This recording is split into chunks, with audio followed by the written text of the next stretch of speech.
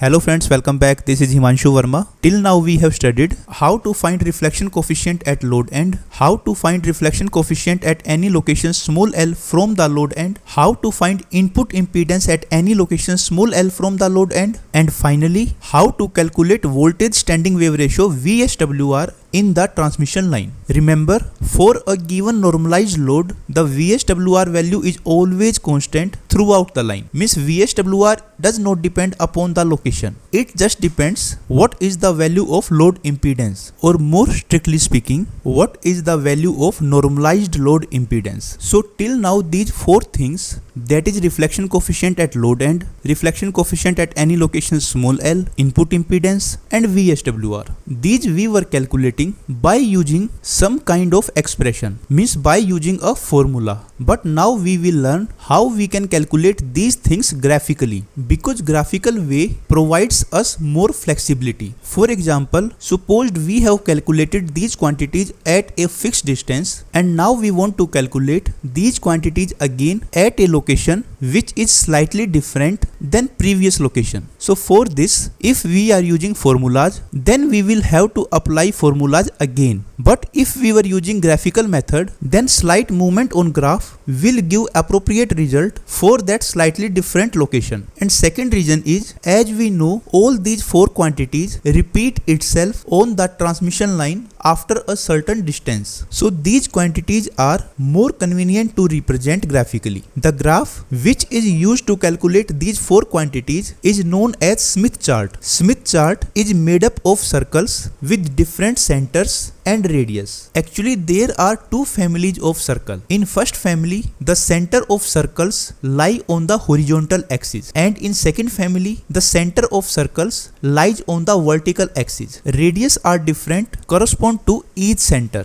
One more speciality of Smith chart is the complete Smith chart lies within unit circle. Now question arises, why Smith chart lies within unit circle only? The answer is because in Smith chart the horizontal axis is correspond to real part of reflection coefficient and vertical axis is correspond to imaginary part of reflection coefficient. And because magnitude wise the reflection coefficient value exists within 0 and 1, that's why we can draw a circle with radius 1 and our all values of interest will lie within this circle. Because if we take any point out of this circle, then it has no meaning, because magnitude wise gamma can never be greater than 1. So now by this learning we have made a picture in our mind how Smith chart look likes. Now next question arises, how to find the equation of those circles which a Smith chart contains. Because as we know, Smith chart is drawn on gamma plane where horizontal axis is gamma real axis and vertical axis is gamma imaginary axis. So any point on Smith chart will directly give the value of reflection coefficient. But we like to draw many more information from Smith chart like input impedance and VSWR. So for this we start a derivation like this. Suppose we want to calculate reflection coefficient at load theoretically. Then we will write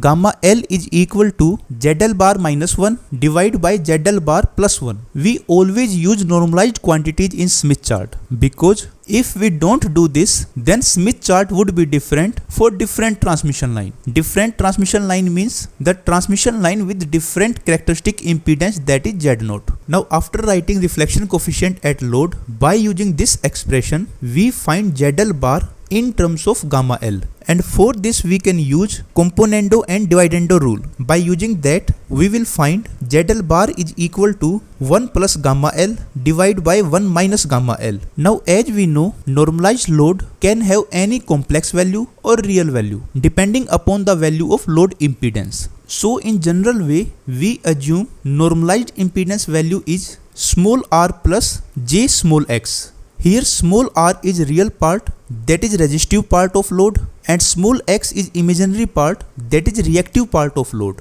Now for passive loads, resistance is always positive. It means small r can have any value from 0 to infinite. But imaginary part is reactive part of impedance, and reactive impedance can be inductive or capacitive. If reactance value is positive, it means it is inductive, and if negative, then it is capacitive. Therefore, small x can have any value from minus infinite to plus infinite. Now this is equal to 1 plus gamma L. Now here, if load impedance is complex, then reflection coefficient at load end will also be complex, because however line is lossless, therefore Z0 is real. But if ZL is complex, then gamma L will also be complex, but its magnitude will always be less than 1. So here we write gamma L in general way, small u plus j small v. So it becomes 1 plus u plus jv and 1 minus u plus jv. Now I would like to solve this expression, and I will differentiate its real and imaginary part, and then I will compare both side real parts and imaginary parts. If I differentiate its real and imaginary part, then real part will come 1 minus u square minus v square divided by u square plus v square minus 2u plus 1, and its imaginary part will come 2v divided by u square plus v square minus 2u plus 1. Now if I compare both sides, then r is equal to 1 minus u square minus v square divided by u square plus v square minus 2u plus 1, and x is equal to 2v divided by u square plus v square minus 2u plus 1. If I arrange them a little, then by comparing real part, we will get u square plus v square minus 2ur divided by r plus 1 plus r minus 1 divided by r plus 1 is equal to 0. Now look at this expression carefully. If I want to plot this equation on UV plane means u is the real part of gamma L and v is the imaginary part of gamma L. So I can say gamma plane. So if I represent this equation on gamma plane, where horizontal axis is correspond to u and vertical axis is correspond to v, then u square plus v square. It means this is a equation of circle, because u square and v square coefficients are same. As this represent equation of circle, so we can find its center and radius. If I compare this equation with standard equation of circle, then we get its center is r divided by r plus 1 comma 0 and radius is 1 divided by r plus 1. So here we observe the center of this circle is not constant. In fact, center value and radius value depends upon small r, where small r is the resistive part of normalized load impedance. So for different resistive part of normalized load, the center would be different, and same is the case with radius also. For different resistive part, radius would be different. So we can say this is a family of circle, and if we want to draw these circles on UV plane, that is gamma L plane, then their center lies on this axis, because v value is 0 and this u value, that is r divided by r plus 1, is always positive, because small r is always greater than or equals to 0. So center would lie on this line and right hand side of v axis. So I try to draw all circle for complete range of small r. If small r value is 0, then center is 0, 0 and radius is 1, and this circle is correspond to small r is equal to 0. Now if r increases, then its center shifted rightward and radius decreases, and for r is equal to 1, center is 1 by 2, 0 and radius is 1 by 2. So this circle would be drawn. When r increases further, then center would shift rightward to 1 by 2 and radius decreases more. So this circle would be drawn. And for r is equal to infinity, center becomes 1,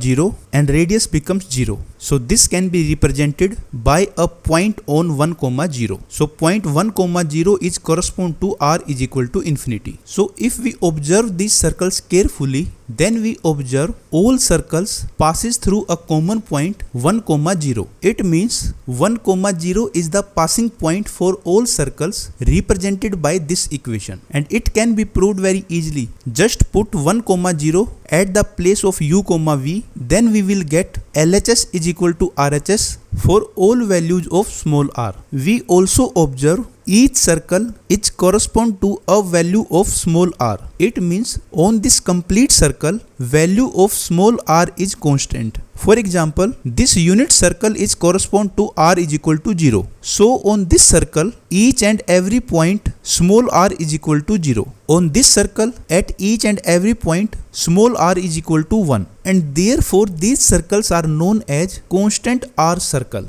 After doing this, now we come to the second equation which we got by comparing imaginary part on both sides. And that equation is x is equal to 2v divided by u square plus v square minus 2u plus 1. If we arrange the terms, then we get u square plus v square minus 2u minus 2v upon x plus 1 is equal to 0. Again, this is a equation of circle on UV plane, that is gamma plane. If we compare this equation with standard equation of circle, then we get center is equal to 1 comma 1 upon x and radius is 1 upon x. For these circles, center and radius depends upon small x. Here center lies on u is equal to 1 and v is equal to 1 upon x. It means the center will lie on this line because v value is 1 upon x and x value can have positive or negative value. Therefore, center can lie above the u-axis as well as below the u-axis to cover all possible values of v, that is negative and positive. As x value increases in center, v value decreases. It means center point comes towards the u-axis, and with increase in small x, radius also decreases. So if we start from x is equal to plus infinity, then we get center point as 1 comma 0 and radius as 0. So 1 comma 0 is this point and radius is 0. So circle will be a point only. It means this point is correspond to x is equal to plus infinity. Now if we decrease the value of small x, suppose x is equal to plus 1, then center would be 1 comma 1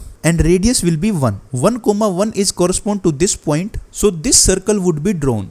For all other values between infinity and 1, these circles can be drawn. So this point is correspond to x is equal to infinity. Then we can say this circle is correspond to x is equal to 1000. This circle is correspond to x is equal to 100. And then this circle is correspond to x is equal to 1. As with decreasing the value of x, radius is increasing. For x is less than 1, these circles can be drawn. And when x is equal to 0, then center point goes to infinity and radius is also infinity. So this u-axis is correspond to x is equal to 0. Here also, at each and every point on circle, the x value is fixed. For example, this circle is correspond to x is equal to 1. So at each and every point on this circle, x is equal to 1. And same is true for other circles also. For example, this line is correspond to x is equal to 0. So at each and every point on this line, x is equal to 0. But we should take care, 1 comma 0 is the passing point for all circles. That's why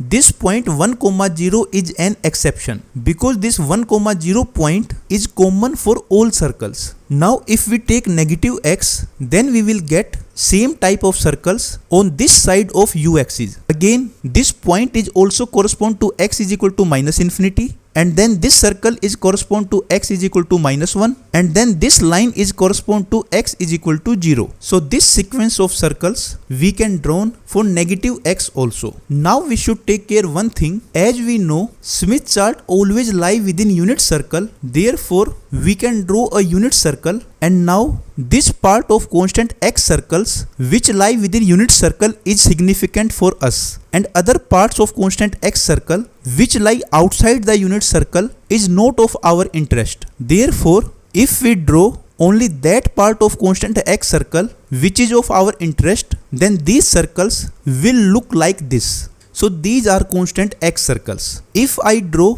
both constant r circle and constant x circle on a single graph, then I can draw these sets of circle. On this graph, constant r circle as well as constant x circles are drawn. In constant x circles, we have drawn only that part which is of our interest. In actual practice, Smith chart is drawn on a very big paper. So that chart contains a huge number of circles, or in other words, we can say on Smith chart there are circles for all possible values of r and x. It means on Smith chart we can mark all possible normalized load. How we can mark? The intersection point of constant r circle and constant x circle gives a fixed normalized load. For example, this circle is correspond to r is equal to 0.4 and this circle is correspond to x is equal to 0.2. So the intersection point of these two circles is correspond to 0.4 plus J0.2, and this is normalized load impedance because it is correspond to R plus Jx. In this way,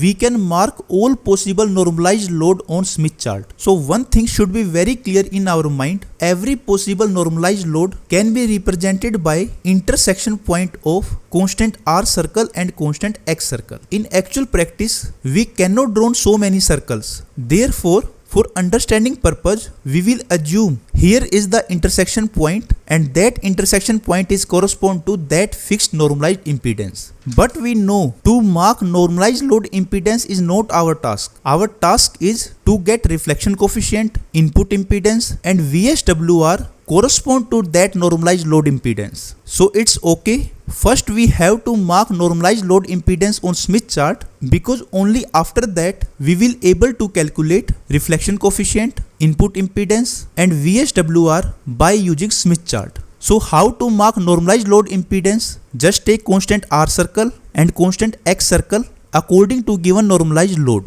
and the intersection point of these two circles is correspond to that normalized load. Now how to calculate gamma, Zin and VSWR? This we will learn in next lecture. We stop here. Please like and share the video and subscribe the channel. Thanks for watching. Goodbye.